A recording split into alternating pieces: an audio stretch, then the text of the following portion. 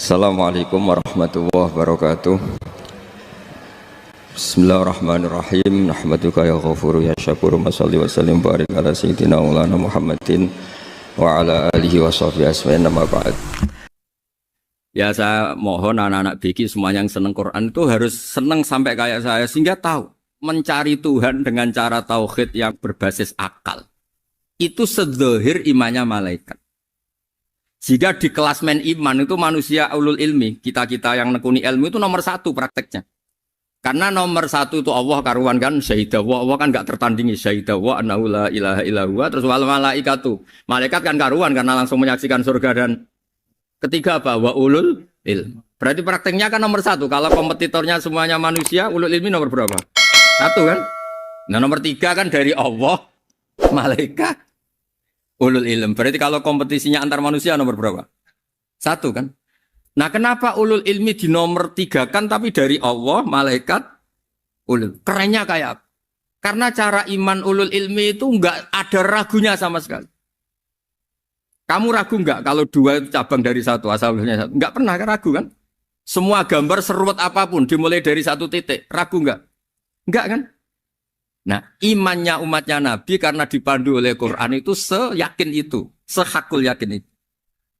Nah, itu terus Jubair bin Mut'im jadi iman. Am khuliqu min ghairi syai'in am humul khaliq. Terus kata Allah lagi, kalau kamu tidak percaya saya yang bikin langit bumi ya gampang dong, kamu saja yang ngomong kalau kamu yang bikin. Paling orang sepakat kamu stres. Terus hanya ayat gitu, am khalaqus samawati wal ardh. Kalau kamu tidak yakin Allah yang bikin, ya silakan Anda klaim saja kalau kamu yang bikin langit bumi. Bala yukinun. Kamu juga gak mau kan dibilang stres. Ya, ini ngaji ilmu dulu, nanti bagian terakhir ijazah. Bismillahirrahmanirrahim. Ini riwayatul Bukhari. Haddatsana Abdullah bin Yusuf, haddatsana Les, haddatsana Sa'id al-Maqburi an-Nabi Hurairah radhiyallahu anhu qala an-Nabiy sallallahu alaihi wasallam. Ma minal anbiya'i nabiyyun illa qad u'tiya minal ayat ma mithluhu amana alaihil bashar. Wa innama kana alladhi utituhu wahyan awhahu wa ilayya fa arju an akuna aktsarahum tabi'an yaumal qiyamah. Terus kita tahu semua nabi itu punya mukjizat. Ya, semua nabi itu punya apa? Mukjizat. Mukjizat itu hal yang luar biasa yang memastikan manusia itu tidak bisa menyainginya atau menandinginya. Dan rata-rata mukjizat Nabi dulu itu fisik. Misalnya ontanya Nabi Soleh itu kan onta tapi keluar dari batu, itu kan aneh. Aneh sekali. Atau tongkat Nabi Musa bisa simsalabim mengeringkan laut apa? Merah. Semua Nabi itu punya mukjizat dan semuanya berbentuk fisik. Kecuali mukjizatul Rasulullah Shallallahu Alaihi Wasallam itu berupa Al-Quran. Al-Quran itu konsep ilmiah. Terus kata Rasulullah SAW, tapi saya karena Quran itu justru berharap pengikutku besar dan sampai hari kiamat. Sekarang kita logika ya. Andaikan kamu punya tongkatnya Nabi Musa, kalau kamu suka uang, kepikirannya dijual apa dipakai? Kalau kamu suka uang, pakai. Kalau kamu ahli suudon itu pikirannya ndak, ini asli ndak. Karena yang melihat di Turki itu ya sebagian gitu. Kalau yang suka perdukunan itu bayangkan tuh miliknya. Mungkin dipakai ngakali orang atau apa, pokoknya bayangkan tuh miliknya. Kalau yang kolektor pikirannya itu nanti ini laku berapa. Tapi kalau peneliti mungkin pikirannya itu ini asli apa enggak? Bukti aslinya apa? Repot lah. Lagi pula kalau kamu punya utang terus mau apa? Istri kamu marah mau apa? Kalau pakai tongkat. Nah, beda dengan mukjizatnya Quran itu semuanya apa? Ilmiah. Orang yang sedang harmonis dengan istri bisa pakai ayat di antara ayat-ayat Allah itu apa? Wa ja'ala bainakum mawaddatan warahmah. Nanti kalau ditakdir cerai, saya tidak menyarankan cerai. Kalau ditakdir cerai, itu masih dimotivasi sama Allah wa iyatafarraqa yughnillahu kullam min sa'ati. Jika suami istri itu cerai, jangan-jangan suaminya dapat istri lebih baik, istrinya nanti dapat suami lebih baik. Jadi yang masa lalunya ada keprahara. Kan banyak orang suaminya meninggal ketika nikah lagi ditanya, kangen sama suami pertama, alhamdulillah ini lebih baik.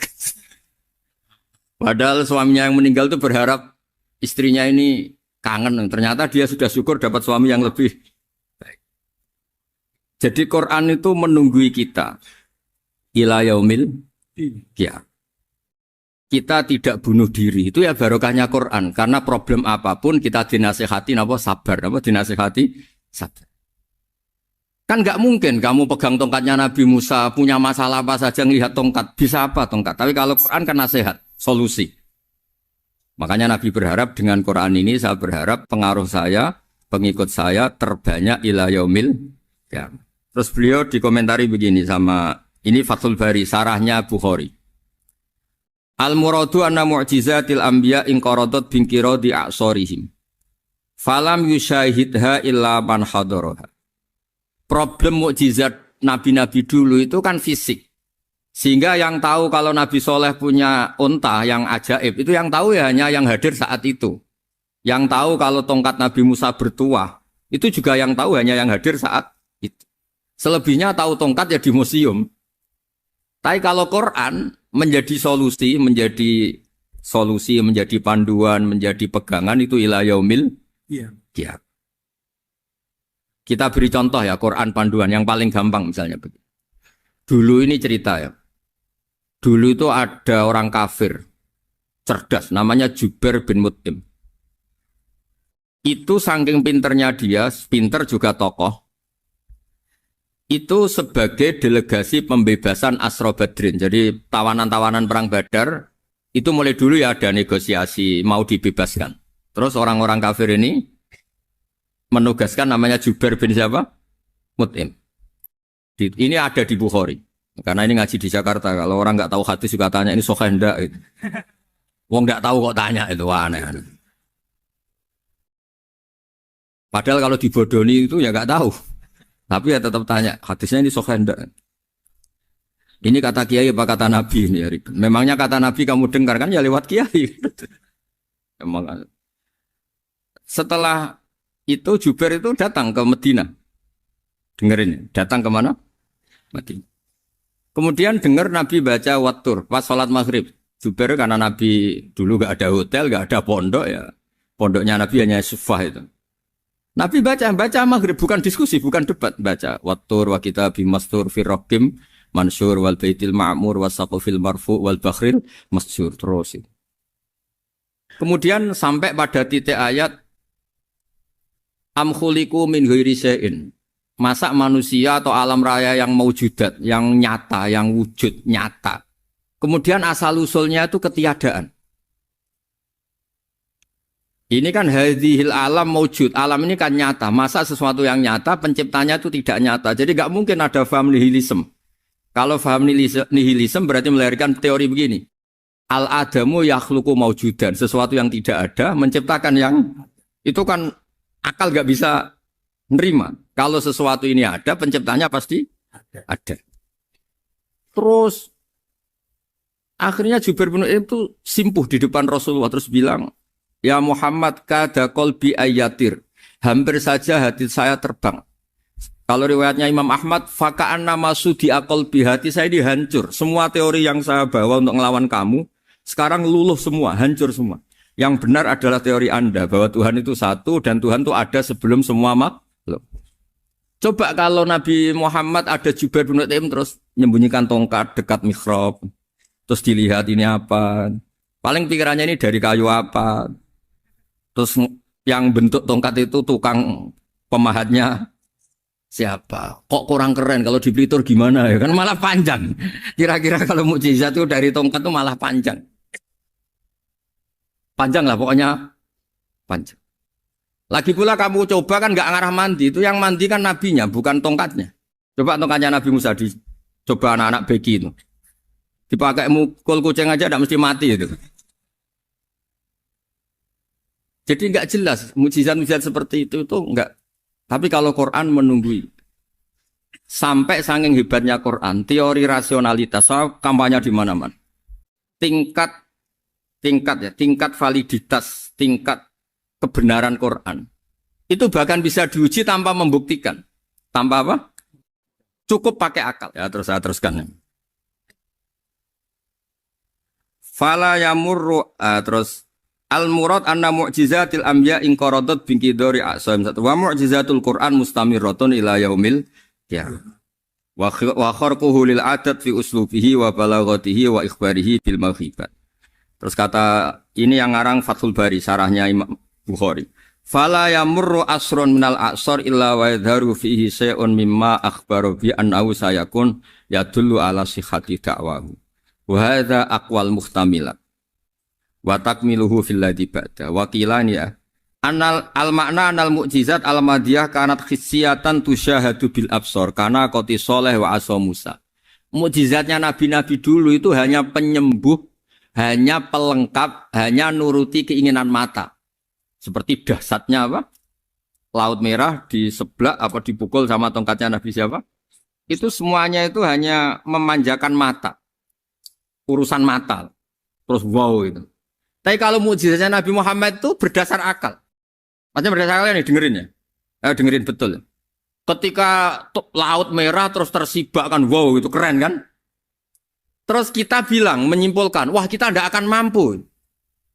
Itu bodoh sekali kesimpulan kita tidak akan mampu. Meskipun bikin nyamuk Anda juga tidak mampu. Loh untuk memutuskan tidak mampu saja kok sampai pertunjukan seperti itu tuh laopo, cek goblok gitu. Nah kalau kita karena umat yang pinter untuk memaksa kita nggak mampu, Allah bilang innallaha la yastahi ayadriba mathalam ma ba'ud. Kita melihat nyamuk langsung berkesimpulan tidak mampu. Saya berkali-kali cerita nyamuk itu sudah kecil, masih punya urat, uratnya kayak apa? Masih punya kuman, kumannya seberapa? Ya enggak? Nyamuk itu kecil, punya organ tubuhnya punya urat. Itu kalau kamu pinter, antara tongkatnya Nabi Musa menyibak Laut Merah sama nyamuk itu sama-sama berkesimpulan melahirkan satu faham bahwa kita tidak. Loh untuk memaksa tidak mampu saja kok menuju pertunjukan ada onta keluar dari batu. Nakotu soleh, ada tongkat yang bisa mengeringkan laut. Cik goblok ya. Lah kita alhamdulillah ada jenis goblok yang seperti ini. Untuk ikrar bahwa Allah itu hebat ala kulli syai'in, cukup lihat nyamuk. Kagum kan? Sudah ada usah bikin hidup. Saya berkali-kali mencontohkan. Para pemahat tak suruh bikin patung gajah itu mampu. Tak suruh bikin patung nyamuk kalau bisa. Nyari materi dari apa? Gampang mana bikin patung gajah sama patung nyamuk? Gajah, makanya Allah bikinnya contoh itu untuk ijaz itu pakai nyamuk, bukan pakai gajah. Itu kalau ustadz-ustadz yang agak jorok malah contohnya nyamuk, Gus. Itu kecil. Itu kayak apa? Di dalamnya dia hamil. Itu anaknya kecil lagi, telurnya kecil lagi, itu gimana itu cara bikin itu? Makanya di sini ini ada kitab Itqan, itu komentarnya itu lucu. Ini kitab Al-Itqan karangannya Imam Suyuti. Ini persis komentar saya tadi yang kata Imam Suyuti, pengarang kitab Itqan. Wa ya imma khissiyah wa imma aqliyah. Jadi mukjizat itu ada yang fisik, bisa dilihat indra, panca indra, bisa dilihat akal. Wa aktsaru mu'jizati Bani Israil kanat khissiyah li baladatihim. Bilada itu goblok. Wakil lati basoirihim. Dasar wong goblok. Mukjizat itu ngenteni sing wow. Maksudnya dasar wong untuk ngakui Allah hebat saja kok nunggu hal-hal yang seperti itu. Paham ya? Mergo likil lati napa aklihim. Wa aksaru mu'jizati hadil ummah aqliyatun li farati dzakaihim wa kamali afwahihim. Dan mukjizatnya umat ini semuanya berdasar akal karena sudah cerdas. Jadi andaikan kita melihat tongkatnya Nabi Musa menyibak Laut Merah dengan melihat nyamuk, kesimpulan kita sama. Sama-sama wow, sama-sama keren, sama-sama memastikan kita tidak mampu. Makanya terus Quran menerangkan wa ma min dabatin fil ardi wala ta'iri yatiru bi janahihi illa umamun amsalukum. Jadi keseharian kita lihat burung kok terbang. Itu sudah ayatun min ayatillah. Paham nggih? Dados niki kudu bangga ditunggoni napa Quran, nggih ditunggoni napa Quran. Wa mu'jizatul Quran tusyahadu bil basirah fayakunu mayatabi'u li ajlihi aksar. Terus li annal ladzi yusyahadu bi aini ra'si yang qaridu bingkiradi musyahidi. Sesuatu yang tampilan dahsyatnya itu disaksikan mata, maka itu bisa habis. Era tongkat Nabi Musa seperti itu habis enggak? Bisa mengeringkan laut merah, habis kan? Tapi era mukjizatnya Quran ila yaumil qiyamah. Ya contoh sosial, saya kembali lagi ke sosial. Kamu punya teman awet atau punya istri awet, itu konsepnya ya wal kadhiminal ghaidh, agak gampang tersinggung. Coba kalau kamu setiap tersinggung putus, setiap tersinggung habis, kamu tidak punya teman, tidak punya istri. Sampai kita awet seperti ini, kalau kecewa ya wal kadhiminal ghaidh, ngempet. Termasuk saya ini, biasanya ngaji khusus terus baca gini ya kecewa. Tapi barokahnya diwarai Quran wal kadhiminal ghaidh, ngempet Gus, ngempet. Terus kecewa sama teman, kenapa tidak putus? Karena wal afina aninna, sudah kalau kecewa maafkan. Coba kalau kita kecewa presiden demo, kecewa menteri demo, kecewa orang tua minggat. Ya kalau dicari, kalau tidak kan malu. Saya itu punya teman tak tanya, kecewa Gus sama bapak itu. Kenapa tidak minggat? Malu. Kenapa malu? Takut gak dicari. Itu orang tuh paling malu itu kalau keluar dari rumah nggak di.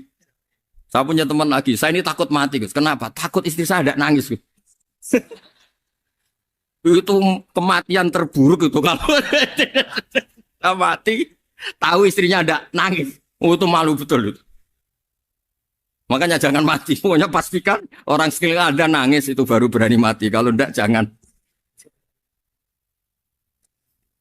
Ya jadi mukjizatnya Nabi itu luar biasa. Nah ini terus saya teruskan ya. Makanya mukjizat terbesarnya Nabi adalah Al-Quran. Karena Al-Quran itu cerita tentang hukum-hukum akal, cerita tentang logika-logika peradaban. Misalnya logika peradaban, contoh paling gampang. Di Quran itu ada sekian ayat yang Allah cerita peradaban. Misalnya wa ahsinu innallaha yuhibbul muhsinin. Itu dikutip terus kemudian disimpulkan dalam peradaban. Kata Sayyidina Ali karramallahu wajhah ngendikannya gampang. Ahsin man syi'ta takun amira. Kamu berbuat baik saja sama seseorang, maka otomatis kamu akan jadi pemimpinnya. Ada orang nggak tamat SD, nggak tamat papa, gobloknya minta ampun. Tapi karena gaji seorang pakar, oh kamu tak gaji 1 bulan 1 miliar, perusahaan saya jadikan besar. Itu dikongkan ngalor ngidul ya nurut. Hanya karena dia ihsan. Terus wastaghni amman syi'ta takun nadhira. Saya ulang lagi. Wastaghni amman syi'ta takun nadhira. Dan kamu jangan butuh orang lain, siapapun dia, maka kamu akan setara. Misalnya ada menteri orang antri mau salim, tapi kamu tidak butuh kan tenang saja. Tapi kalau kamu butuh, habis kamu. Ya kan? Kamu tidak butuh seseorang, maka kamu posisinya akan setara. Kamu harus sopan karena punya utang jasa. Kalau nggak punya apa-apa kan setara. Ya enggak? Misalnya kamu jajar rektor atau jajar menteri, jajar apa saja. Kalau kamu tidak punya utang kan, kamu jajar menteri tidak punya utang. Sama jajar satpam tapi punya utang, takut mana?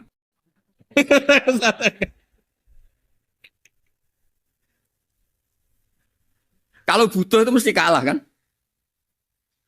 Ada pejabat misalnya nggak begitu cantik sama perempuan cantik yang kamu butuh ingin dicintai, takut mak. Padahal nggak jelas orang ini pangkatnya apa. Jadi dalam hukum sosial itu kata Sayyidina Ali wastaghni amman syi'ta takun nadhira. Kamu jangan butuh seseorang maka kamu akan setara. Terus yang terakhir wahtas ila man syi'ta takun asiro. Asiro pakai sin. Dan silahkan butuh seseorang maka kamu akan jadi budak dia. Ya coba misalnya Anda seorang profesor, seorang alim, seorang kiai top. Misalnya mencintai janda di ujung kampung sana, jalan kaki 2 kilo. Padahal itu gak tamat SD. Tapi gara-gara seneng, kacau kan? Logika kepangkatan hilang semua kan? Jadi itu hukum peradaban. Itu mewakili isi-isi sosial yang diterangkan Quran. Ya, jadi paketnya 3 tadi ya. Ahsin man syi'ta takun amira. Kamu berbuat baik sama seseorang maka kamu bisa memimpin. Wastaghni amman syi'ta takun nadhira. Kamu jangan butuh seseorang maka kamu akan setara. Bok kamu ketemu orang terkaya di dunia. Yo ketemu orang terkaya di dunia, kamu jejer, kamu tidak butuh dia. Tenang kan bisa setara kan? Tapi kalau butuh harus sopan, ngajukan proposal, harus berakhlak karimah. Makanya sekarang Anda kok berakhlak kenapa? Ternyata mau nyalek. Biasanya Anda berakhlak kok berakhlak. Ada apa ini? Makanya guyonan di Rembang itu Beb Husen itu. Kalau ada orang mendadak sopan sama temannya, temannya curiga, kok tumben sopan, mau utang ya?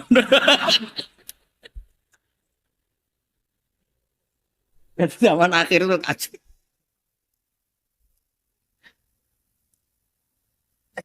Ya di semua daerah gitu ya sama Pak Rektor ya.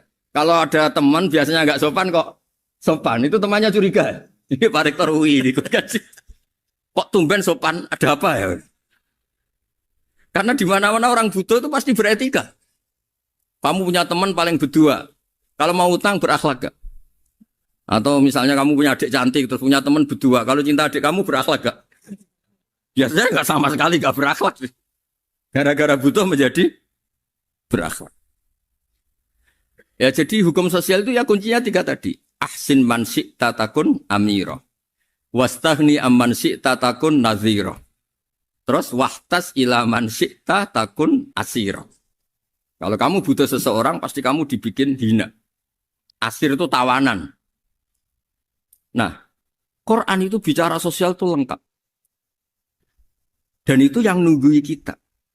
Kita punya tetangga yang kurang baik, ya seneng. Punya tetangga baik, ya seneng. Kata Imam Syafi'i, saya berkali-kali cerita. Kok seneng semua Imam Syafi'i? Ya bagus lah. Kalau yang seneng saya enak lah. Dijak jagongan, dijak ngopi enak. Yang nggak seneng saya, gak ngarah utang. Uang itu nak, kamu punya tetangga gak seneng kamu.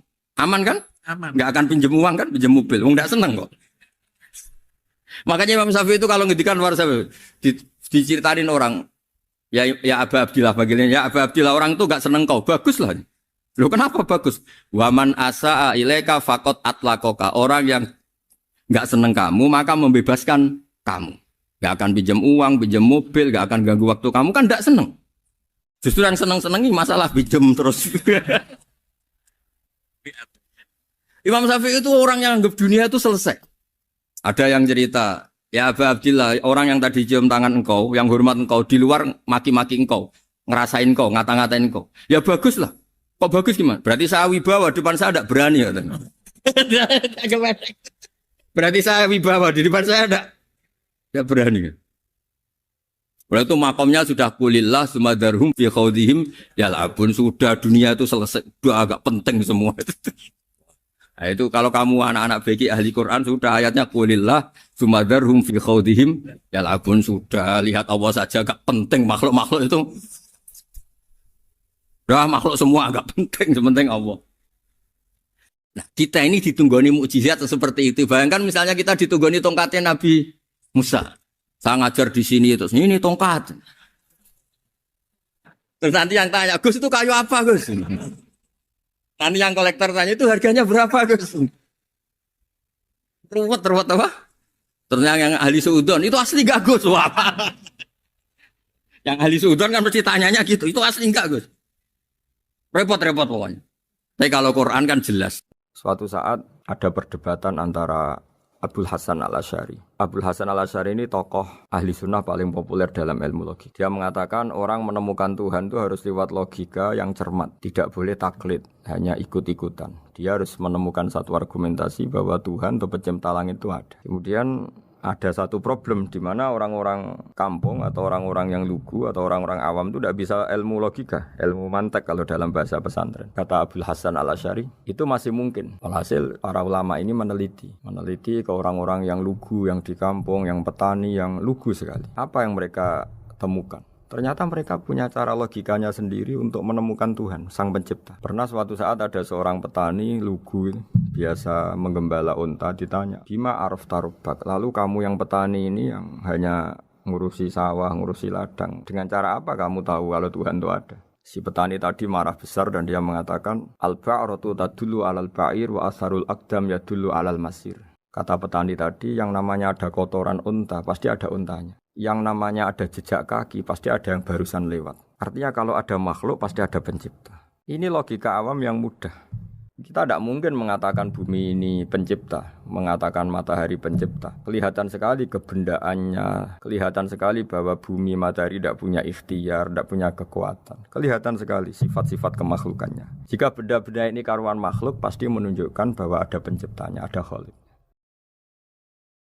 Bismillahirrahmanirrahim. Alhamdulillahirabbil alamin wassalatu wassalamu ala asyrafil mursalin sayyidina Maulana Muhammadin wa ala alihi washabihi ajmain amma ba'du. Berikut sebagai mukaddimah bahwa Profesor Zaini Dahlan berkeinginan UII punya tafsir dan terjemah sendiri. Lewat proses yang panjang dan melibatkan tim, di antaranya saya, terbitlah tafsir versi UII juga terjemah versi UII. Di antara ciri khas terjemahan UII adalah bahwa bahasa Arab yang tentu mengandung kesusastraan Arab, balaghah, kemudian ditransfer untuk pembaca Indonesia. Sehingga di antara ciri khas terjemahan UII adalah dengan rasa Indonesia dan tentu tidak merubah makna. Berikut beberapa kutipan yang perlu pemirsa atau pendengar tahu. Al-Quran adalah satu kitab suci yang diturunkan kepada Nabi besar Muhammad SAW. Dan di antara ciri Al-Quran adalah menjelaskan kebenaran secara jelas, secara gamblang. Sebagaimana firman Allah, bahwa Rasul adalah Rasulun minallah yatlu suhufam mutahharah. Rasulullah diutus oleh Allah Subhanahu wa taala ketika penduduk Makkah sangat-sangat jauh dari kebenaran. Mereka adalah penyembah berhala yang dikira sebagai Tuhan, dan jumlahnya Tuhan-Tuhan itu banyak sekali. Suatu saat Rasulullah mendakwahkan bahwa Tuhan itu satu dan harus satu. Tapi kata mereka, kenapa Muhammad menjadikan Tuhan satu? Padahal urusan kita banyak, problem kita banyak. Harusnya Tuhan itu juga banyak. Ini yang diceritakan dalam surat Shad, Aja'alal alihata ilaha wahida inna hadza lasyai'un ujab. Bagaimana mungkin urusan kita yang banyak, yang harusnya butuh Tuhan banyak, kemudian menjadi hanya Tuhan satu. Lalu Rasulullah dengan sabar, dengan telaten memberi penjelasan. Dan ini yang disebut al-bayyinah, penjelasan yang sangat jelas, sangat gamblang, sangat rasional. Kata Rasulullah dalam sebuah hadis yang diriwayatkan dalam Musnad Ahmad, teksnya begini. Orang-orang yang menyembah selain Allah itu ibarat kama sali rojulin istaro abdan min kholisi malih biwarikin au dhahabin. Faja'ala ya'malu, mereka mau bekerja tapi wayu'ti ghullatahu ila ghairi sayyidi. Fa'ayyukum sarrohu ayyakuna abduhu kadzalik. Nabi lalu kemudian bikin analogi. Wahai masyarakat Mekah, bagaimana kalau Anda ini jadi seorang pembantu atau seorang budak lalu punya majikan banyak. Dan semua majikan Anda ini punya perintah yang beda-beda, punya selera yang beda-beda. Semuanya atasan Anda, semuanya majikan Anda. Apa Anda senang punya majikan yang banyak? Lalu mereka bilang, wah susah Muhammad kalau kita punya majikan banyak. Tuhan kamu adalah majikan kamu. Bagaimana kalau Tuhan banyak, punya perintah yang beda-beda, punya selera yang beda-beda? Kalian pasti akan kebingungan. Ya sudah Muhammad, normalnya Tuhan itu satu. Sehingga mereka tercerabut dari pemikiran bahwa Tuhan harus banyak. Ini yang dimaksud dalam surat Al-Bayyinah, lam yakunil ladzina kafaru min ahlil kitab wal musyrikina munfakina hatta ta'tiyahumul bayyinah. Bahwa orang-orang kafir, baik kafir ahli kitab maupun kafir musyrik Mekah, mereka tidak pernah terlepas dari sifat kekafirannya, yaitu menuhankan banyak Tuhan, sampai datang sebuah bayyinah. Bayyinah itu argumentasi kebenaran yang begitu jelas. Setiap membawa kebenaran argumentasinya meyakinkan. Itu siapa? Rasulun minallah yatslu suhufam mutahharah, yaitu Rasul yang membacakan lampiran-lampiran suci, yaitu Al-Quranul Karim. Dengan penjelasan analogi tadi kemudian orang-orang Mekah sadar susahnya kayak apa kalau Tuhan banyak lalu perintahnya beda-beda, seleranya beda-beda, hukumnya beda-beda. Ini membingungkan. Akhirnya mereka ngakui bahwa pentingnya logika tauhid. Nah ini yang Rasulullah ini benar-benar berstatus bayyinah. Kemudian analogi betapa buruknya kita saat menyembah selain Tuhan. Lalu Rasulullah mencontohkan sebagaimana yang saya kutip tadi dari Musnad Ahmad. Misalnya Anda punya pembantu atau zaman dulu budak. Anda beli dari harta kamu, dari uang kamu. Kemudian budak ini kerja. Yang ngasih makan kamu, yang fasilitasi kamu, toko milik kamu, semua milik kamu. Kemudian dia kerja dan hasil dari kerjanya dia dikasihkan ke orang lain. Kamu senang tidak punya budak yang seperti itu, kata Rasulullah. Wah kita semua tidak senang Muhammad. Sama seperti itu. Kamu adalah bisa makan rezeki dari Allah. Kamu nempat di buminya Allah. Kamu minum dari air yang dibikin Allah. Kemudian Anda menyembah selain Allah. Itu aneh apa enggak? Menyembah zat yang tidak memberi rezeki kamu, yang tidak bikin bumi untuk kamu, yang tidak bikin langit untuk kamu, yang tidak bikin fasilitas air untuk kamu. Aneh enggak? Semenjak itu mereka berpikir betapa buruknya mereka menyembah berhala, menyembah arca, menyembah Yesus, menyembah macam-macam.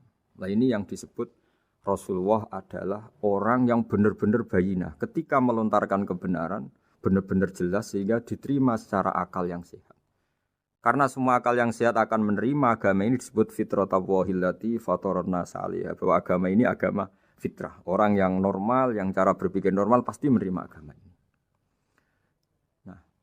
UII dengan terjemahan ini dan dengan tafsir ini ingin memberi penjelasan simbol-simbol yang ada di beberapa surat.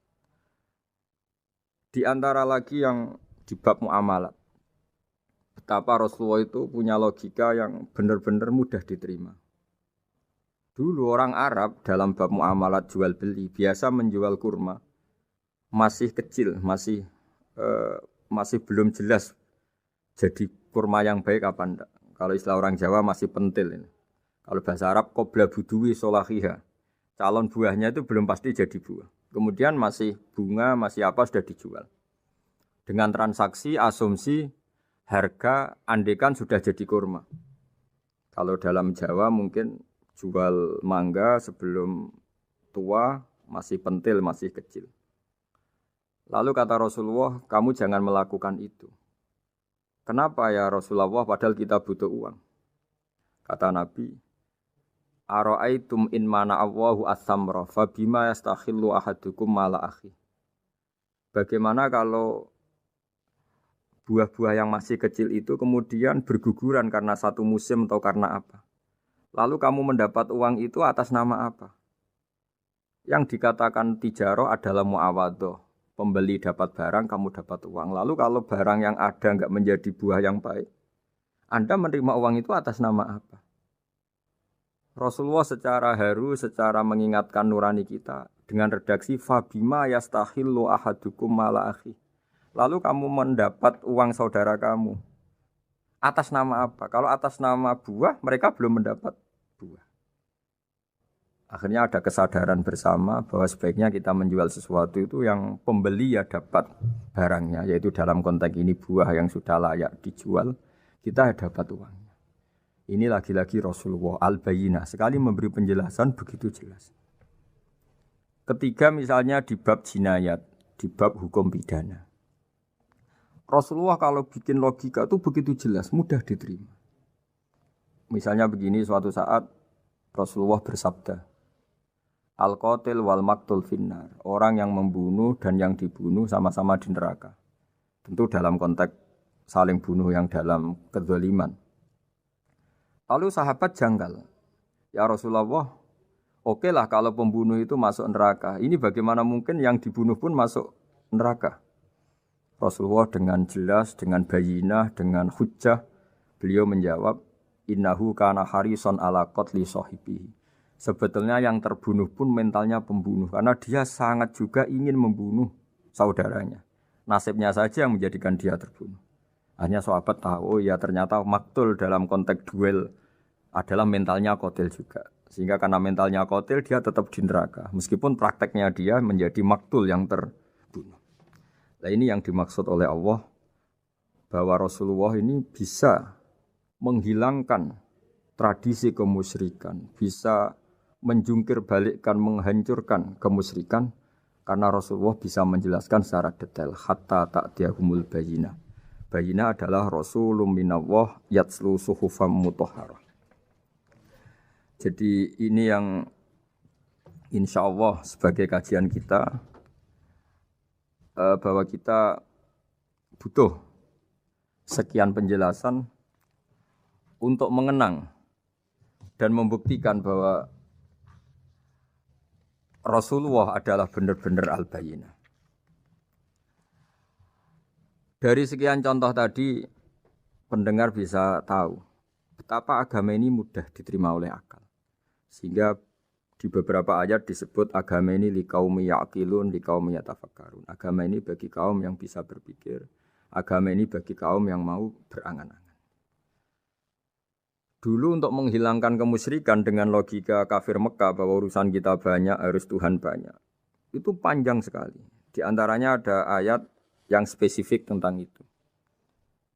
Daraballahu mathalan rajulan fihi syuraka mutasyakisuna wa rajulan salamal lirajul.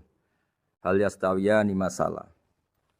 Allah membuat satu perumpamaan yaitu di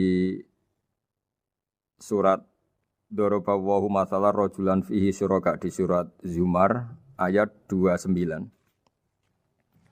Allah membuat satu perumpamaan bagaimana andaikan Anda jadi seorang pembantu atau asisten. Lalu Anda punya majikan banyak yang seleranya beda-beda. Kemudian dibanding misalnya Anda jadi pembantu dengan satu majikan yang akhlaknya baik, komitmennya baik. Anda milih mana? Lalu orang-orang kafir Mekah menjawab, Muhammad tentu kita milih punya majikan satu yang baik. Kalau majikannya banyak kita jadi repot. Lalu mereka kata Rasulullah, ya sudah, kalau gitu Tuhan kamu satu saja, jangan banyak. Kalau banyak jadi repot. Terus mereka baru tersadar bahwa menuhankan Tuhan banyak itu salah dan resikonya lebih banyak. Ini disebut munfakina hatta ta'tiyahumul bayyinah. Mereka orang-orang musyrik enggak mau tercerabut dari akar kemusyrikannya sampai datang al-bayyinah. Sebuah bukti kebenaran yang begitu jelas, begitu nyata. Siapa kebenaran itu? Rasulun minallah yatslu suhufam mutahharah, yaitu Rasulnya Allah yang membaca lampiran-lampiran suci. Lampiran-lampiran suci ini dalam bahasa Arab diikutkan wazan isim maf'ul disebut mushaf. Makanya kitab suci ini ditulis di sohifah. Kalau dalam bahasa Arab lampiran itu sohifah, dijamakkan kata jamaknya suhuf. Kemudian ketika dicetak, dijilid disebut mushaf. Sehingga alhamdulillah UII Universitas Islam Indonesia punya mushaf, punya terjemahan, punya tafsir. Ini diharapkan kita sebagai ulama, sebagai dai, sebagai ustadz bisa warasatul anbiya. Karena kata Rasulullah ala ulama warasatul anbiya. Saya kira demikian supaya pemirsa tahu, pendengar tahu bahwa betapa pentingnya menjelaskan secara bayyinah. Ini penting sekali karena sekarang pikiran di dunia itu macam-macam dan kita butuh energi untuk mengungkap lagi intisari-intisari dari sesuatu yang digulirkan atau dibahas Al-Qur'anul Karim. Sehingga Al-Qur'an ini benar-benar jadi ibrah, jadi teladan bagi kita semua. Jangan sampai karena kita lupa mengkaji Al-Qur'an sehingga hukum-hukum Al-Qur'an menjadi mandek. Kita harus terus mensosialisasikan supaya Qur'an ini hidup. Caranya gimana? Masyarakat dirangsang supaya tahu al-bayyinah. Contoh yang terakhir sebelum menutup perjumpaan kali ini, misalnya dulu orang kafir Mekah itu janggal. Karena mereka juga punya kajian bahwa Nabi itu bersyarat harus turunan dari bangsa Israel. Karena semua Nabi itu pasti turunan Nabi Ibrahim. Yaitu Nabi Ibrahim punya anak yang bernama Ishak. Ishak punya anak yang bernama Yakub. Yakub ini yang nanti punya anak Yusuf, sehingga Yusuf bin Yakub bin Ishak bin Ibrahim. Ketika nabi-nabi ini hidup di Palestina, di Yerusalem, itu kayak jadi aturan bahwa Nabi itu harus turunan Bani Israel. Sehingga ketika orang-orang kafir Mekah dari kelompok ahli kitab, ketika Rasulullah Muhammad mendakwahkan diri sebagai Nabi, mereka janggal bagaimana mungkin Nabi dari orang Arab. Nabi itu harusnya orang Yerusalem atau orang Palestina. Kemudian Allah memberi penjelasan, fihi ayatum bayyinatum maqamu Ibrahim, bahwa Muhammad adalah turunan Ibrahim. Bukti nyata adalah di Mekah ada jejak kakinya Nabi Ibrahim, yaitu yang sekarang kita sebut maqam Ibrahim. Setelah dilacak-lacak ternyata mbah-mbahnya Rasulullah atau nenek moyang atau leluhur Rasulullah bernama Adnan. Adnan ini kata sejarah-sejarah disepakati wa adnanu bila raibin inda dzawil ulumin nasabiyah ila dzabihi Ismail nisbatuhu wa muntama. Bahwa Adnan ini tertulis secara sejarah lengkap bahwa dia turunan dari Nabi Ismail. Ismail adalah anak dari Nabi Ibrahim. Kemudian makom Ibrahim ini juga dibuktikan sekian sejarah bahwa Ibrahim pernah di situ. Yaitu ketika Hajar, ibu dari Ismail, kesulitan nyari air, lalu lalang lari antara Safa dan Marwah, kemudian kita kenang sekarang bernama Sa'i. Kemudian dekat Ka'bah ada namanya Hijir Ismail, karena dulu jadi kamarnya Nabi Ismail. Hijir, hujro itu kamar atau ruang khusus untuk Nabi Ismail. Sehingga jelas sekali bahwa Ibrahim, Ismail, Hajar pernah hidup di Mekah. Lalu lagi-lagi orang kafir Mekah yang dari kelompok ahli kitab sadar bahwa Muhammad jadi Nabi layak karena dia juga turunan dari Ibrahim alaihis salam. Ini yang disebut fi ayatum bayyinatum maqamu Ibrahim, bahwa di kawasan Mekah, kawasan Bakkah atau kawasan Hijaz jelas sekali ada jejak-jejak Nabi Ibrahim. Lagi-lagi ini bayyinah. Nah, bayyinah ini yang bisa menghilangkan sifat kemusyrikan, sifat kekufuran, karena lewat penjelasan yang panjang ini kemudian benar-benar diketahui bahwa Muhammad jadi Nabi itu sah. Karena dari segi dakwahnya benar, perilakunya benar, hujahnya benar. Sekarang dari segi nasab juga benar karena beliau termasuk keturunan dari Nabi Ibrahim alaihissalam lewat jalur Ismail. Ini penting kita ketahui dan perlu kita kaji supaya istilah-istilah di Al-Quran kita tahu. Makanya banyak istilah di Al-Quran misalnya wattaba'tu millata abai. Kita ngikuti agama leluhur kami. Di situ disebut ada Ibrahim, ada Ishak, ada Ismail, ada Yakub. Kenapa demikian pendengar? Bahwa karena agama ini butuh tradisi. Dan tradisi ini menjadi komunitas sosial. Sehingga ketika tradisi ini sudah mantap, insya Allah lewat kebenaran agama ini akan menyingkirkan kemusyrikan. Contoh paling mudah begini, Nabi itu melarang orang menyembah batu. Tapi kemudian dalam tradisi Islam sendiri ada orang sholat kemudian sujud. Yang secara zahir sujud itu mencium batu atau mencium masjid tempat kita sujud. Apalagi kita mencium Hajar Aswad. Secara kasat mata seakan-akan kita ini menghormati betul Hajar Aswad. Sehingga orang kafir mencibir. Muhammad itu aneh. Dia melarang kita menyembah batu tapi dia sendiri mencium Hajar Aswad seperti itu. Dia sendiri menyembah batu. Orang kalau sujud seakan-akan seperti itu.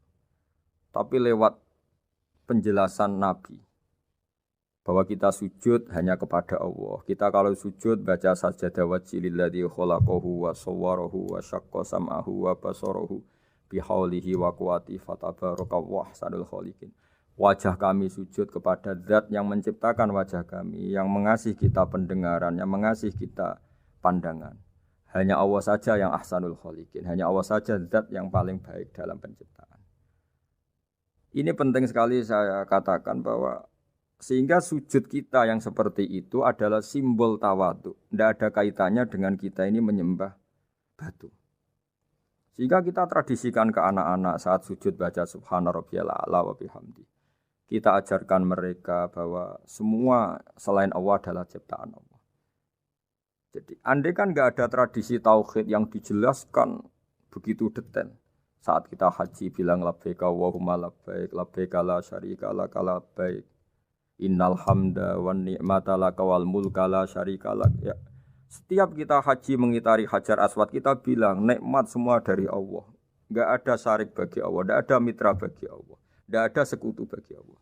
Sehingga karena ini kita maklumatkan, kita kumandangkan. Meskipun umat Islam itu mencium Ka'bah, mencium Hajar Aswad, nggak akan disalahfahami ini bentuk penuhanan kepada Hajar Aswad atau kepada Ka'bah. Karena kita ungkapkan innal hamda wan ni'mata laka wal mulka la syarika lak. Enggak ada syirik, enggak ada mitra bagi Allah. Sehingga dari sekian talbiyahnya Rasulullah kita tahu ini bentuk pemaklumatan tauhid. Bahwa tauhid harus dikumandangkan lewat kalimat-kalimat thayyibah, lewat pemikiran-pemikiran logika hujjah bahwa Tuhan pasti satu dan yang jadi Tuhan hanya Allah Subhanahu wa taala. Karena andekan ini tidak dikumandangkan, kemudian ada ritual yang secara lahir kasat mata nyium Hajar Aswad. Nanti seperti tuduhannya orang kafir bahwa Islam itu aneh, melarang menyembah batu, tapi nyatanya ada ritual mencium batu. Sebab itu tidak menjadi aneh ketika Imam Bukhari termasuk rawi besar, termasuk hadis sahih yang meriwayatkan Sayyidina Umar atau Umar radhiyallahu anhu. Itu setiap mencium Hajar Aswad beliau berkomentar, saya tahu betul kamu hanya batu. La tadurru wa la tanfa. Tidak memberi madarat, tidak memberi manfaat. Kalau saja saya tidak melihat Rasulullah mencium kamu, maka saya tidak mau mencium kamu. Dulu di era itu ada momentumnya. Kenapa sih Umar radhiyallahu anhu atau sahabat Umar susah-susah memberi penjelasan seperti itu? Karena dulu masih ada salah paham bahwa mencium batu itu identik dengan misalnya menuhankan batu atau mendewa-dewakan batu. Sehingga Umar berutuh memberi penjelasan. Sayyidina Umar memberi begitu penjelasan detail bahwa kamu hanya batu yang tidak mandoroti, tidak manfaat. Tapi secara tradisi sunnah Rasul kamu dicium, ya saya ikut mencium. Ini penting sekali penjelasan-penjelasan seperti ini, maklumat-maklumat seperti labbaika wa humma labbaik, sehingga semua ritual Muslim tidak disangka atau tidak disalahfahami sebagai pemuja materi. Lagi-lagi penjelasan yang detail ini disebut al-bayyinah. Rasulun minallah yatslu suhufam mutahharah. Kemudian ayat berikutnya disebut fiha kutubun qayyimah, bahwa dalam kitab suci Al-Qur'an itu banyak aturan-aturan atau catatan-catatan yang begitu lurus, begitu benar. Tentu karena kita ini orang Indonesia yang kalau mengakses langsung bahasa Arab mungkin kita masalah. Sehingga alhamdulillah Universitas Islam Indonesia menerbitkan seri terjemah juga seri tafsir, dan sekarang dibantu lewat acara ini kita berusaha atau membantu para pendengar untuk lebih memahami lebih jauh. Sahabat Indonesia yang kami hormati, berikut kita mulai kajian tafsir yang dikeluarkan oleh UII. Mari kita mulai dengan surat Al-Baqarah.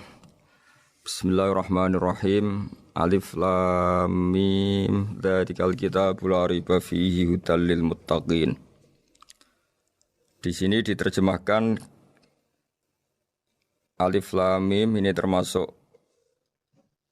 ayat-ayat yang oleh para ulama dianggap mutasyabihat. Artinya kita tidak boleh memaksakan maknanya. Kita cukup iman bahwa itu dari Allah Subhanahu wa taala. Ini termasuk ayat-ayat yang kita percaya bahwa ada makna yang diinginkan Allah, tapi kita tidak perlu menduga-duga apa sepersisnya makna itu. Dzalikal kitabul la raiba fihi, kitab ini tidak ada yang diragukan. Hudal lil muttaqin, petunjuk bagi mereka yang bertakwa. Sahabat Indonesia yang kami cintai, yang kami hormati, muttaqin dari kata kerja ittaqa yattaqi ittiqaan. Maknanya adalah menjaga diri. Ada 3 kelas muttaqin dalam terminologi para ulama, istilah yang dikeluarkan para ulama. 1, muttaqin orang yang menghindari perilaku syirik atau perilaku kekafiran. Sehingga menurut para ulama, apapun faseknya seorang mukmin, apapun kelirunya orang mukmin, misalnya pernah mencuri, pernah korupsi, pernah apa saja, masih dianggap mukmin karena dia masih bertauhid la ilaha illallah Muhammadur Rasulullah. Ini muttaqin yang paling kelas pokok, kelas bawah. Kemudian ada muttaqin kelas kedua, yaitu mereka yang menghindari dosa besar tapi tidak bisa menghindari dosa kecil. Misalnya bisa menghindari dosa zina, tapi dia bisa menghindari dosa melihat perempuan yang bukan mahramnya, yang bukan halal bagi dia. Ketiga mutakin paling ideal yaitu menghindari dosa besar, juga menghindari dosa kecil, bahkan menghindari sesuatu yang tidak penting. Ini yang dalam terminologi ulama disebut para wali atau para ulama. Yaitu yang dalam ayat ala inna awliya Allahi la khaufun alaihim wa lahum yahzanun. Ini penting kami jelaskan kelas-kelas muttaqin supaya bahwa mukmin tidak pernah keluar dari status iman meskipun dia pernah melakukan satu kesalahan besar. Karena yang dikatakan mukmin adalah siapapun yang meyakini kebenaran risalah Muhammad. Risalah yang dibawa Muhammad berarti dia mukmin. Soal dia melakukan dosa atau apa saja itu menjadikan dia fasik, tapi tidak keluar dari status mukmin. Ini yang dimaksud dalam sebuah hadis, man qala la ilaha illallah dakhalal jannah. Siapapun yang pernah melafadzkan la ilaha illallah iman, maka dia pasti nanti masuk surga. Kemudian ada beberapa pertanyaan dari para sahabat dengan masa lalu orang itu yang macam-macam, Nabi tetap menjawab meskipun dengan masa lalu yang macam-macam. Sebab itu perlu dikaji serius, sebagaimana ada yang ditafsir Sawi bahwa muttaqin itu dari kata kerja ittaqa yattaqi ittiqoan atau ittaqa yattaqi taqwan. Ini maknanya orang yang menjaga diri. Tentu menjaga diri ini ada yang kelas premium, kelas sempurna. Jadi sesuatu apa saja yang bahaya kita jaga, termasuk dosa kecil, melakukan hal yang tidak penting. Ada orang mukmin yang hanya bisa menjaga dari dosa kekafiran, dosa kemusyrikan. Ini pun dengan segala kesalahannya masih ada kemungkinan dimaafkan Allah. Karena Allah pernah berfirman, innallaha la yaghfiru ayyushraka bihi wa yaghfiru ma duna dzalika liman yasha. Allah tidak akan memaafkan dosa syirik, tapi Allah masih bisa memaafkan atau masih berkenan memaafkan dosa di luar syirik. Kemudian yang perlu dimengerti oleh sahabat Indonesia adalah makna la raiba fihi. Ini yang perlu kami ungkap, bahwa Al-Quran ini tidak ada keraguan padanya.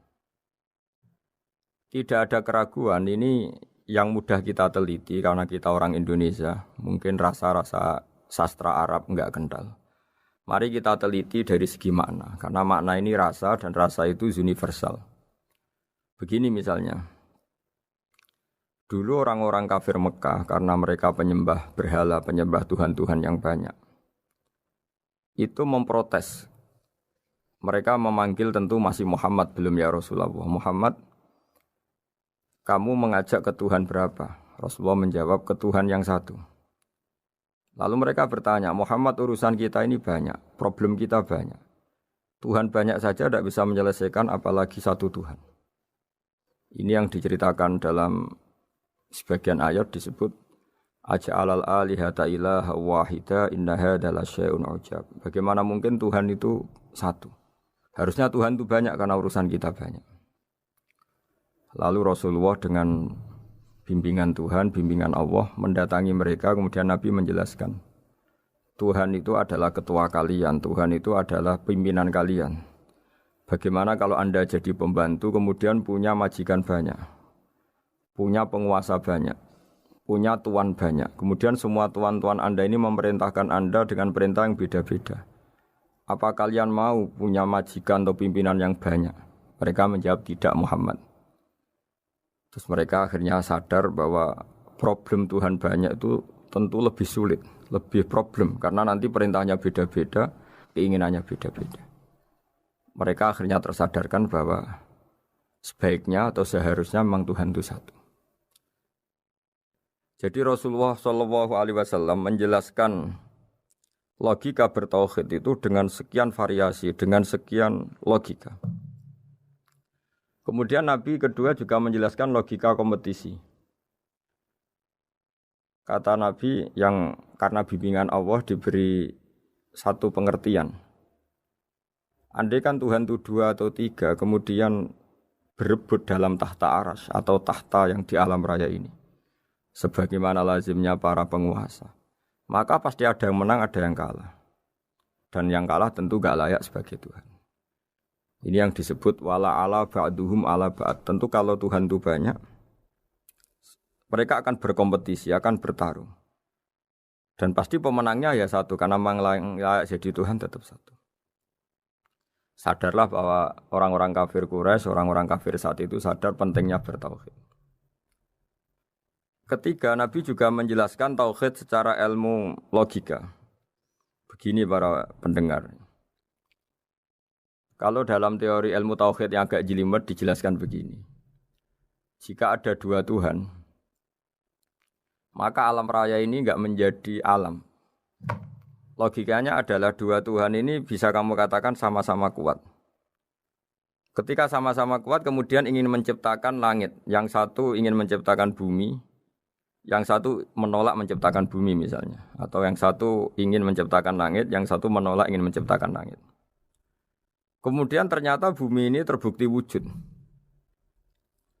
Logika awam adalah yang berhasil menciptakan bumi berarti Tuhan, yang gagal atau kudrohnya gagal, kemampuannya gagal tidak bisa menciptakan bumi, gagal menjadi Tuhan. Ini logika awam. Logika ini pun kita terima. Tapi kalau menurut logika ahli tauhid, ahli pakar-pakar logika, cara berpandangan begini. Ketika Anda mengatakan ada dua Tuhan yang sama-sama kuat, kemudian terbukti yang satu mampu menciptakan bumi, yang satu tidak. Bahasa Anda mengatakan sama-sama kuat ini sudah batal dari awalnya, karena terbukti bahasa Anda salah, sama-sama kuat ternyata yang satu tidak mampu. Sehingga dalam pikiran orang-orang ahli tauhid mengatakan, membayangkan Tuhan saja itu enggak kebayang, karena turunan kata ini pasti selalu salah. Karena tadi misalnya dikatakan, andai kan ada dua Tuhan, kemudian yang satu mampu menciptakan bumi, yang satu tidak. Padahal Anda tadi bilang sama-sama kuat, ternyata terbukti yang satu tidak kuat. Berarti kata Anda sama-sama kuat ini salah. Ini pula yang diajarkan Rasulullah lewat bimbingan Allah, lewat wahyunya yang disebut Lau kana fihi ma alihatun illallahu la fasadata. Karena kalau ada dua Tuhan, pasti kamu sifati sama-sama kuat. Ternyata sifat sama-sama kuat ini batal demi hukum, karena ternyata yang satu tidak mampu menciptakan bumi. Atau kamu sifati dua Tuhan ini sama-sama lemah. Itu tidak mungkin lagi, karena ternyata bumi ini terbukti wujud. Pasti penciptanya ini tidak yang sangat kuasa. Jadi logika-logika tauhid sedemikian dibangun oleh Rasulullah lewat bimbingan Allah Subhanahu wa taala. Logika keempat supaya kita iman dan tambah kuat imannya adalah logika yang mudah dicerna oleh kebanyakan orang atau yang bisa diindra. Begini misalnya dalam sebuah ayat di surat Al-Kahfi, kemudian di awal surat Al-Ahqaf, kemudian di sebagian surat At-Tur, ada penjelasan begini. Ketika Rasulullah mengajak manusia menyembah Allah, kemudian orang-orang kafir tanya, lalu Tuhan kamu siapa Muhammad? Tuhan saya adalah Allah menciptakan langit bumi.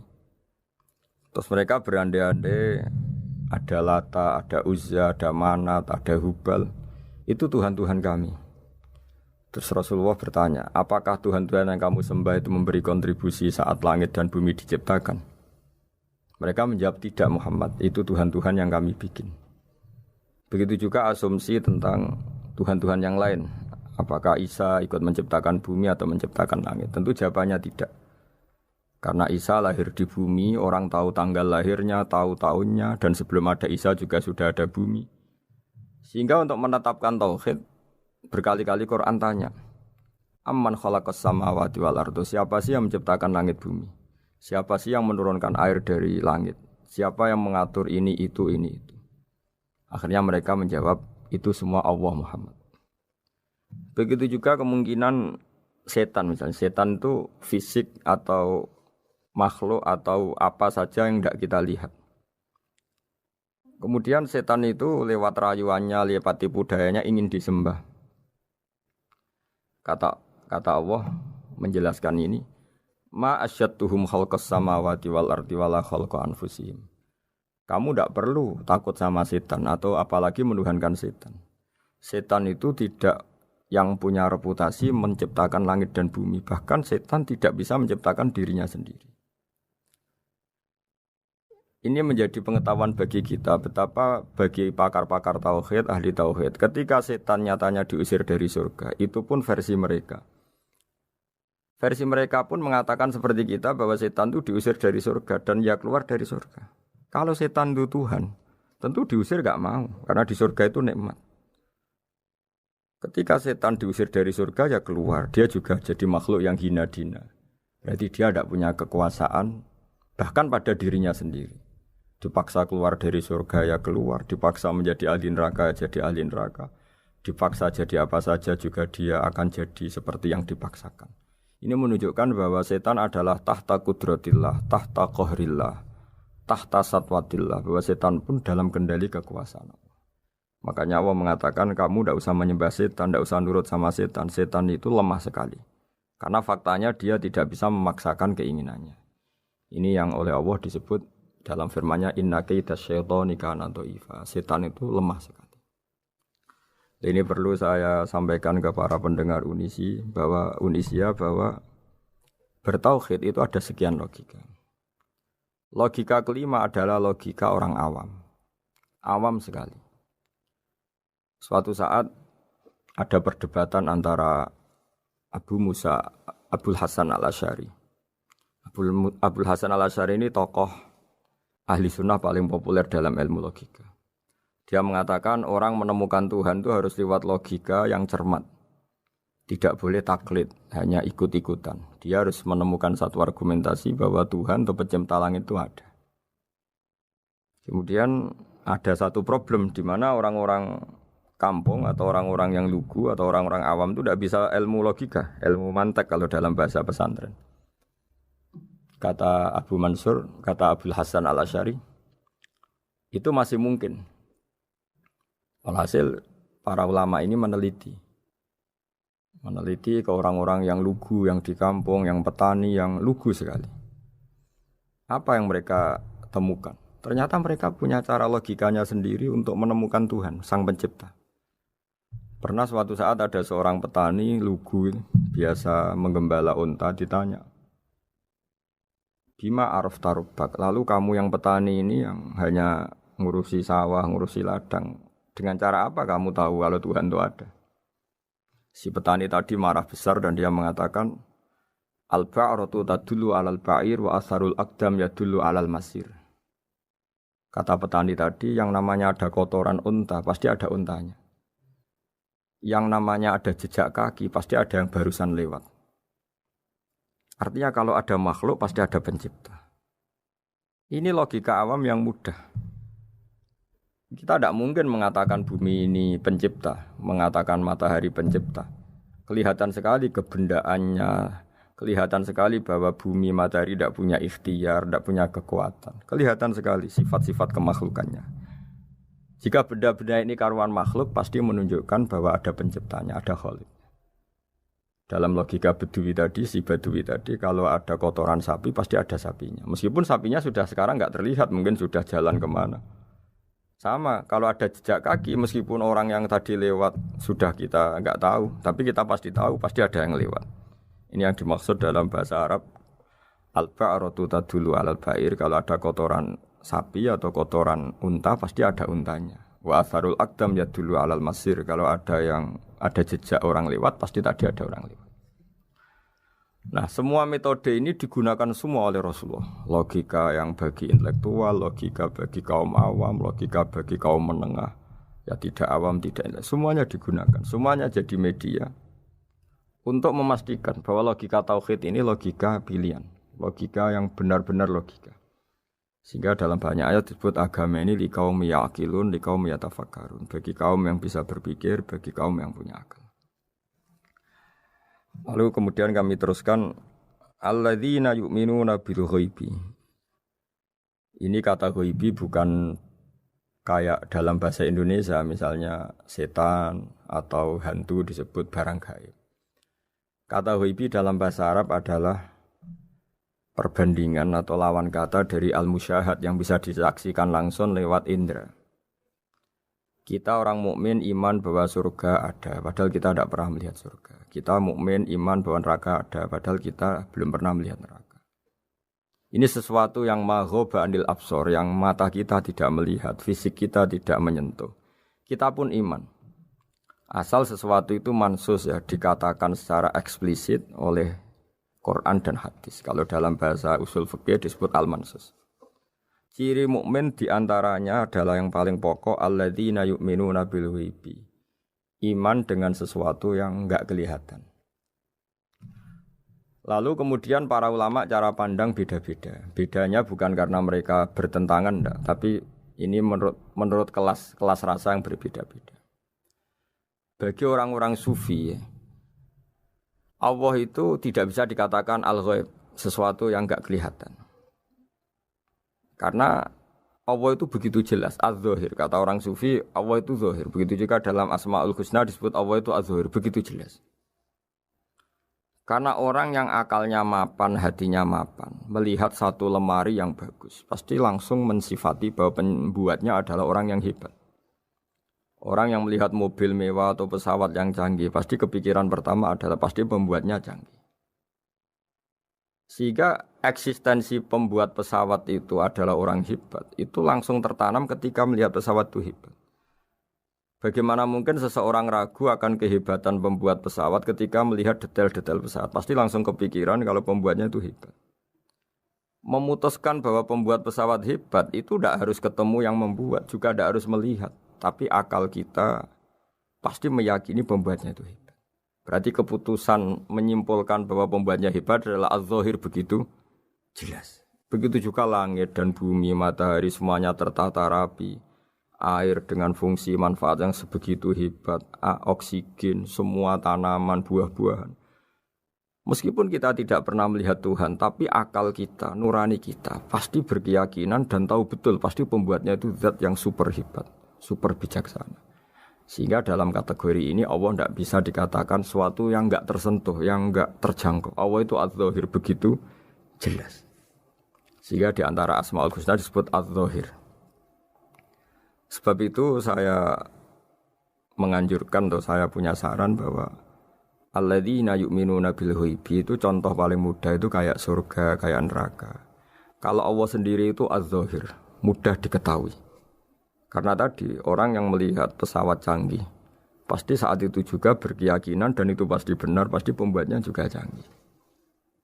Nah, di sini disebut alam raya ini ayat, semuanya itu bukti kekuasaan Allah.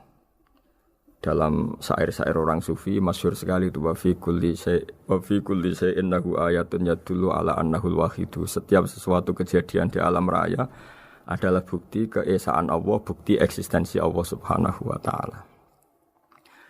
Sehingga dalam satu kisah normalnya orang itu paling tahu itu dengan dirinya sendiri.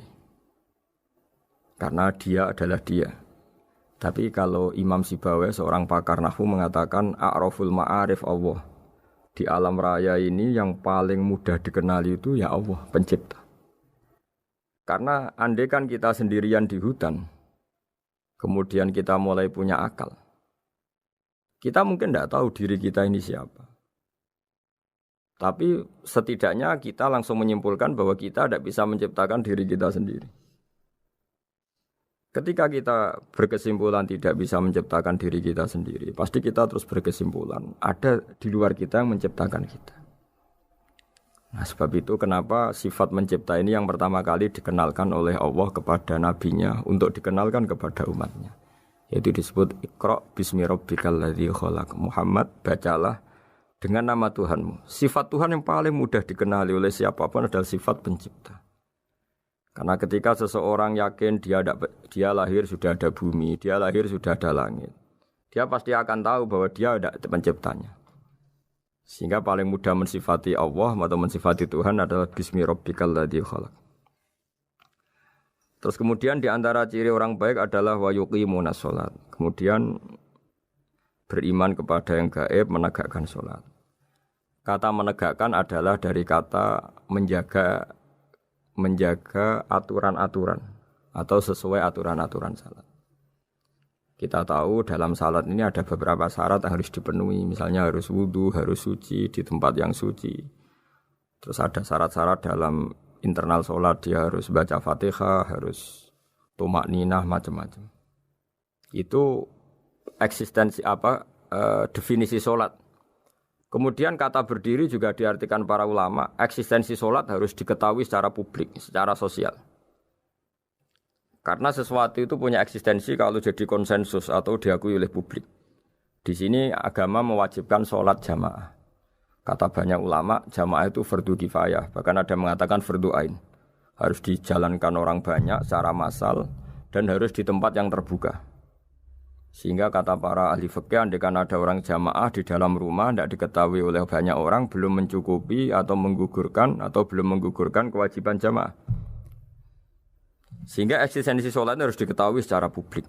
Sehingga dulu Rasulullah itu kalau sholat ya di masjid dan masjidnya terbuka. Sampai sekarang kita pun menyaksikan semua umat Islam kalau sholat di masjid yang terbuka. Sehingga dunia non-muslim pun tahu bahwa dalam Islam ada ritual, ya, ada ibadah yang bernama sholat.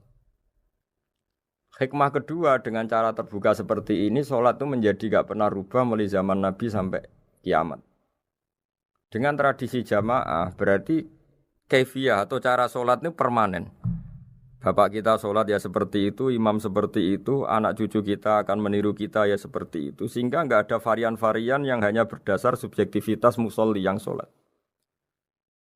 Taruh saja kita misalnya jadi seorang sufi yang baru takut sama Allah atau baru usul kalau dalam bahasa sufi. Kemudian kita sholat sendiri di rumah, mungkin dengan gaya menangis, terseduh-seduh, macam-macam. Ini tentu tidak baik sebagai standar sholat. Begitu juga ada anak atau pedagang yang kesusu atau tergesa-gesa, kemudian sholat hanya sekian, 2 menit, 1 menit. Ini juga agak baik. Meskipun itu boleh dilakukan individu-individu, tapi kalau dalam sholat jamaah, orang harus manut imam, dan ada standarnya, misalnya tumakninah itu biqadri subhanallah, jadi ada ukurannya. Ini penting saya utarakan bahwa hikmah jamaah itu bukan sekedar dapat pahala 27 kalau sendiri, dapat pahala 1 itu enggak. Tapi ini menjaga eksistensi sholat supaya ya seperti ini terus sampai kiamat.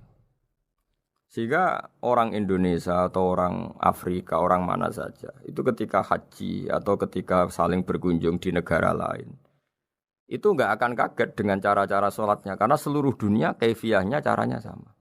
Ini semua barokah dari jamaah. Maka Rasulullah itu enggak banyak ngendikan tentang caranya sholat, beliau hanya ngendikan shollu kama ra'aitumuni usolli. Sudahlah kamu pokoknya makmum saya, nanti caranya kamu sholat sama seperti saya seperti ini. Sehingga kata menegakkan sholat adalah bisa kita tegakkan kalau kita aparat negara ya bikin-bikin aturan supaya eksistensi sholat gak terganggu. Kalau kita seorang kultural juga mensuasanakan sholat dan supaya kefiahnya atau caranya sholat ini benar kita tradisikan jamaah. Sehingga anak kecil ngikuti yang besar, yang bodoh ngikuti yang pinter.